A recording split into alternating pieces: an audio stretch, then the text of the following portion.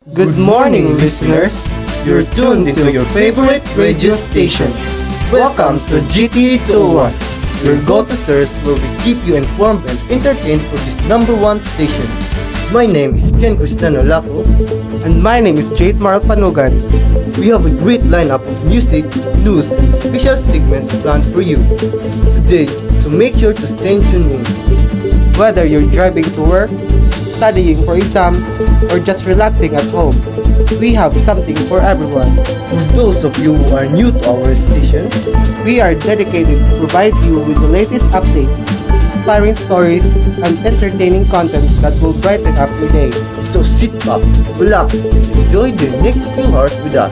Don't forget to interact with us on our social media channels, where you can share your thoughts and suggestions for future shows. Without further ado, let's get started. As we all know, the Philippines has been facing many challenges lately, from natural disaster, political turmoil. But today, we are going to focus on an issue that affects each and every one of us, poverty. Did you know that according to recent statistics, over 20% of the Philippines populations live below to the poverty line? That over 22 million Filipinos who are struggling to make ends meet. According to recent statistics, more than 20% of the population lives below the poverty line. Poverty is particularly acute in rural areas, where access to education, healthcare, and basic service limited. Poverty has many negative effects in our society.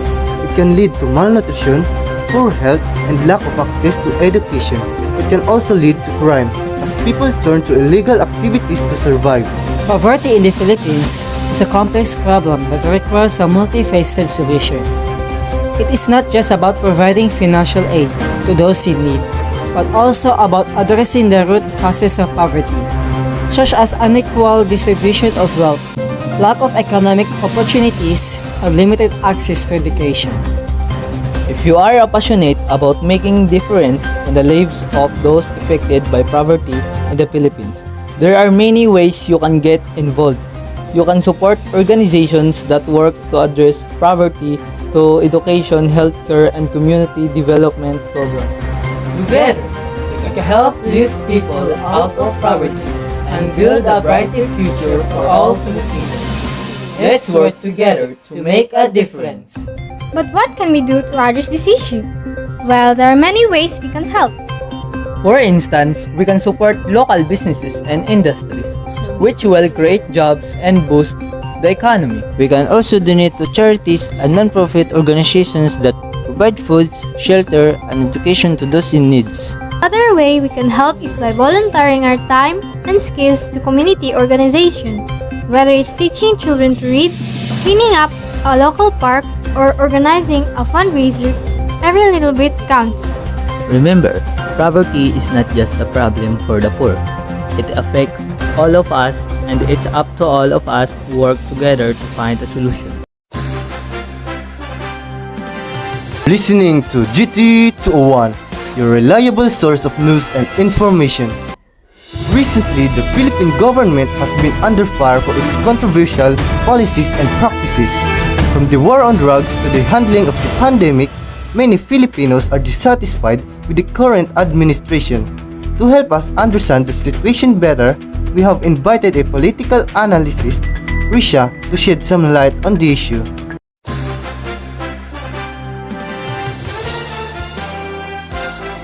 Good morning, Risha. Good morning. Thank you for having me.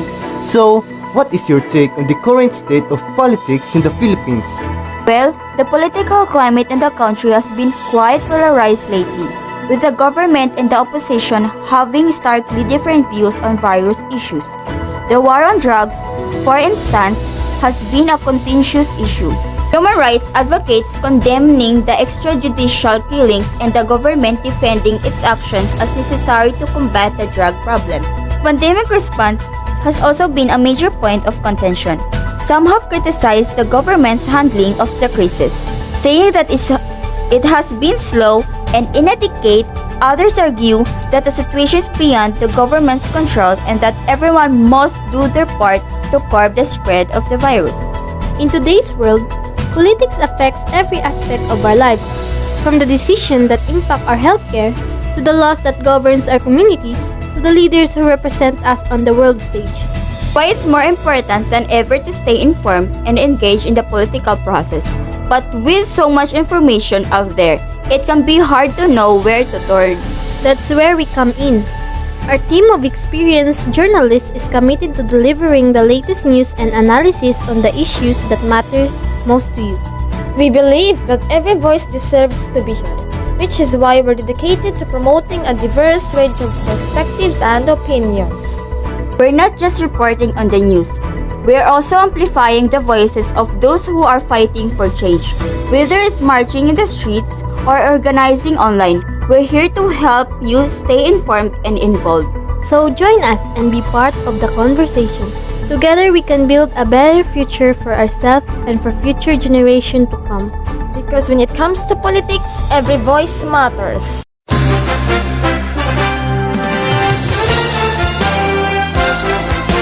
Another major issue is corruption. Corruption is pervasive in many aspects of Filipino society, from government officials to private businesses. Corruption undermines economic development. It erodes public trust in government institutions and exacerbates social inequalities. The country has experienced political unrest and violence in recent years, particularly in regions like Mindanao, which is still grappling with insurgent groups. GT201, the voice of the nation. The education system in the Philippines has gone through numerous changes throughout the years. These changes were made in order to improve the quality of education and make it more accessible to every Filipino. The K-12 program has received mixed reaction from different sectors of society. Some believe that the additional years will help students become more competitive in the global market. Others argued that the program has only added financial burden to the families who cannot afford to send their children to school. Another important issue in the education system in the Philippines is the lack of resources and facilities in public schools. Many public schools are in need to repair and lack basic resources such as books and laboratory equipments. Furthermore, the pandemic has greatly affected the education system in the Philippines. With the shift to online learning, many students are struggling to keep up with their studies due to the lack of internet access and the necessary technology. Do you feel frustrated with the state of education today? Are you tired of seeing children left behind because of inadequate resources and lackluster teaching? It's time to demand more from our education system.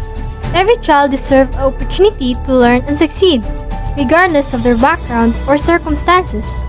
But unfortunately, many schools are underfunded and understaffed, leaving students without the tools they need to thrive.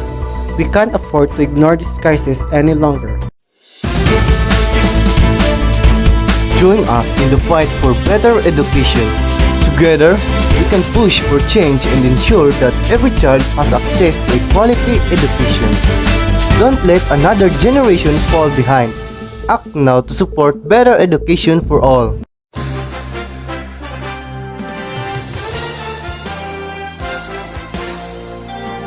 Despite these challenges, there are still many educated teachers and educators who continue to hard work to provide quality education to their students. The government also continues to implement programs and initiatives to improve the education system in the country.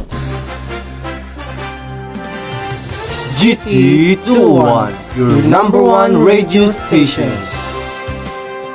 According to the latest report from the Philippine Statistics Authority, the country's gross domestic product contracted by 4.2% in 2020, the worst decline since World War II. This was largely due to the lockdown measures put in place to prevent the spread of the virus. Despite the challenging economic environment, there are signs of recovery. The World Bank forecasts that the Philippine economy will grow by 5.5% in 2021 and 6.2% in 2022, thanks to a rebound in private consumption and government spending. The COVID-19 pandemic has had a significant impact on the economy, and we'll be taking a closer look at the latest development. To discuss these developments further, we have with us today an expert on the Philippine economy, Dario. Good morning. Good morning and thank you for having me. Dario, can you tell us more about the government's efforts to support the economy during the pandemic? Certainly, the government has implemented a range of measures to support the economy, including the Banihan to Health, as one act which provided emergency relief to affected sectors. The government also implemented the Corporate Cabaret and Tax Incentives for Enterprise Act, which seeks to attract more investment and create more jobs. That's great to hear. What about the impact of inflation on the economy? We know that the rise of prices of goods has been a major concern for many Filipinos. Yes, inflation has been a challenge for the Philippine economy. Inflation rose to a 26-month high of 4.7% in February, largely driven by higher food and transport prices.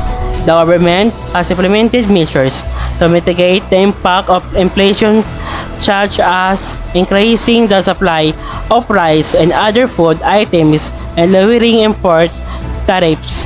That's good to know. Finally, what do you think are the prospects of the Philippine economy in the coming years? I believe that the Philippine economy has a strong potential for growth in the coming years. The country has a young and growing population, a thriving services sector, and a strategic location in the Asia-Pacific region. However, we must continue to implement measures to support recovery and promote sustainable economic growth. Thank you, Dario, for your insights into the Philippine economy. That's all we have time for today. Join us again later for another insightful discussion. This is GT201, your trusted radio station, bringing you the latest news and information about health in the Philippines. I am your host, Ken, and with me is Jade, our resident health expert. Good morning, Sheldon.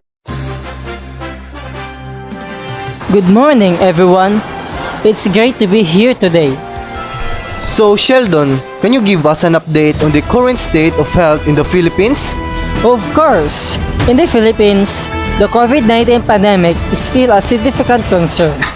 As of the latest report, there have been more than 2 million confirmed cases with over 35,000 deaths. However, the good news is that there has been a decrease in cases in recent weeks, and vaccination efforts are ongoing.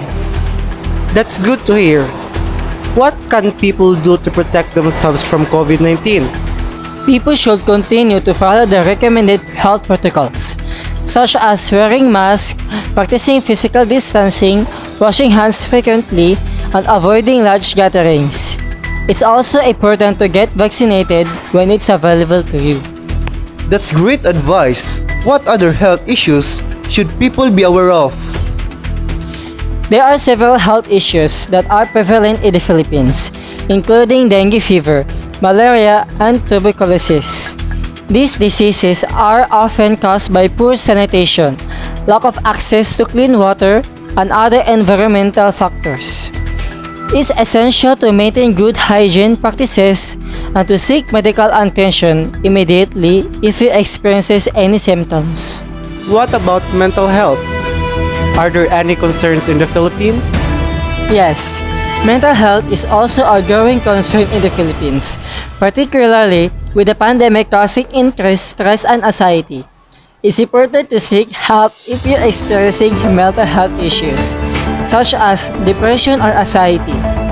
Many hospitals and clinics offer mental health services, and there are also hotlines and online resources available.